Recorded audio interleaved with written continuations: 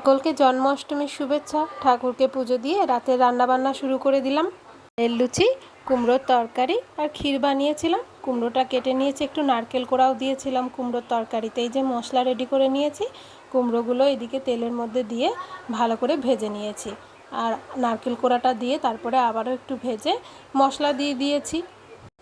মশলাটা দিয়ে ভালো করে কষিয়ে মশলা থেকে তেল ছাড়লে আলু ছোলা যেটা সেদ্ধ করে রেখেছিলাম সেটা দিয়ে ঢাকা দিয়ে সেদ্ধ করে নিয়েছি কুমড়োগুলো।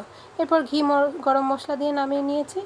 ময়দাটা এবার নুন চিনি আর তেল দিয়ে ভালো করে মেখে নিয়েছি প্রথমে, তারপর তালের পাল্পটা দিয়ে ময়দাটা সেটা দিয়ে খুব ভালো করে মেখে নিয়েছি। অল্প একটুখানি খাবার সোডা দিয়েছিলাম যাতে বেশ ফ্লাপি হয়। তারপর মাখার পর হাতে একটু তেল নিয়ে ময়দাটা ভালো করে মাখিয়ে রেস্টে রেখে দিয়েছি। এবার লুচিগুলো ভেজে নিলাম। আর এই ছিল আজকে রাতের রান্নাবান্না। লুচি ছিল, একটু ক্ষীর বানিয়েছিলাম, সেই ক্ষীর ঠাকুরের প্রসাদের, আর তরকারি। সবাই ভালো থাকবেন।